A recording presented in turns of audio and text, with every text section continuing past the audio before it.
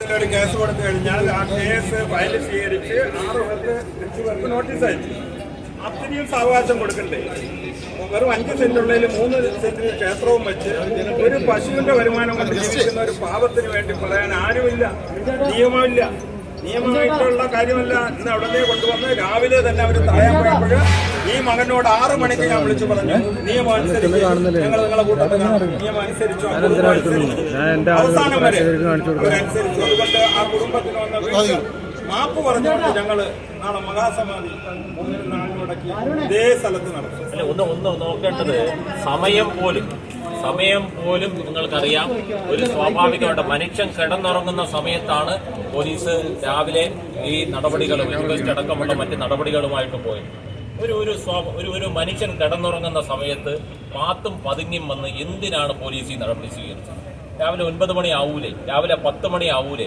എന്തിനാണ് നേരം പുലരുന്നതിന് മുമ്പ് ഇപ്രകാരം ഒരു ധൃതി കാണിച്ചത്? ഇതേ കാര്യമാണ് 2 ദിവസങ്ങൾക്ക് മുമ്പ് ബഹുമാന്യനായിട്ട് ശ്രീ ചന്ദ്രശേഖരൻ നമ്മൾ പറഞ്ഞത്. എന്തിനാണ് ഇങ്ങനെ RDO അടക്കം ഒരു ധൃതി അന്ന് കാണിച്ചത്? അന്ന് നമ്മൾ ചോദിച്ചു, എന്തിനാണ് ഈ ധൃതി നിങ്ങൾ കാണിച്ചത്? എന്തെങ്കിലും ഒരു വാക്ക് നിങ്ങൾ ഈ കുടുംബത്തിനോട് പറഞ്ഞിട്ടുണ്ടോ? ഇങ്ങനെ ഒരു വിശ്വംഭരനും ഈ വസ്തുവുമായിട്ട് ബന്ധപ്പെട്ട വഴിയുമായിട്ട് ബന്ധപ്പെട്ട് തർക്കിക്കുന്ന ആൾക്കാരും ഒക്കെ തന്നെ 2 മാസങ്ങൾക്ക് മുമ്പ് ഗോവൻ സ്വാമികളെ കാണാനില്ല, 2 മാസമായിട്ട് ഇവിടെ കാണാനില്ല എന്നൊക്കെയുള്ള വ്യാജമായിട്ടുള്ള ആരോപണങ്ങൾ ഉന്നയിക്കുമ്പോൾ അതിനെ മാത്രം വിശ്വസിച്ചുകൊണ്ട് നിങ്ങൾ അന്വേഷണമായിട്ട് മുന്നോട്ട് പോവുകയാണ്. അതുകൊണ്ട് ഇന്നിപ്പോ അതെല്ലാം മാറിയിരിക്കുകയാണ്. രാവിലെ പോലും പോലീസിൽ തിടുക്കമാണ് കാണിച്ചിരിക്കുന്നത്.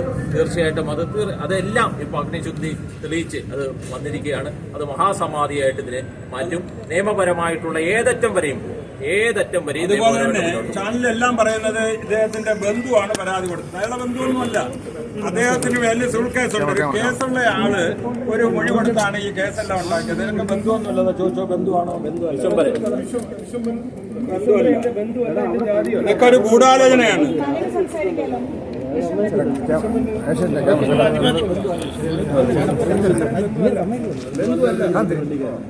ഇടയിൽ പിടിച്ചിട്ട്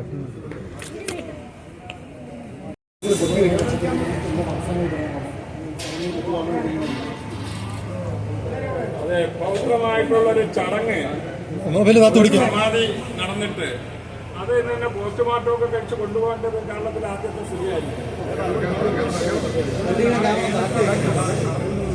അല്ല, അത് ഇപ്പോഴേ എല്ലാ സ്ഥലത്തുനിന്നും ഉള്ള മഠാധിപതിയാണ് ക്ഷണിക്കുന്നത്. നിൽക്കുന്ന എല്ലാ സ്ഥലങ്ങളിലും അവർക്ക് വന്ന ഒരു അവഗണന, ഒരു സാധു സമാധിയായാൽ ആരുമില്ല എന്നുള്ളത് മാറി നാളെ വലിയ സംരംഭമായിട്ട് അതേ സ്ഥലത്ത് അദ്ദേഹത്തിന് സമാധി ഇരുത്തും. അത് ശരിക്കും അവരെ മക്കളോടെയൊക്കെ എല്ലാവരും മാപ്പ് ചോദിക്കണമെന്നാണ് ഞാൻ പറയുന്നത്. കാരണം 2 പാവപ്പെട്ട ഒരു സമാധി, 2 മക്കള് അമ്മയും കരഞ്ഞു ഓ നമശിവാന്ന് പറഞ്ഞിട്ട് ആരും അംഗീകരിച്ചില്ല. അവരെല്ലാവരും സംശയിച്ചു. ആ സംശയമെല്ലാം മാറിക്കൊണ്ട് അവർ അഗ്നി ശുദ്ധീകരിച്ചു മക്കൾ വന്നിരിക്കുകയാണ്. രാജകീയമായിട്ട് നാളെ സമാധി.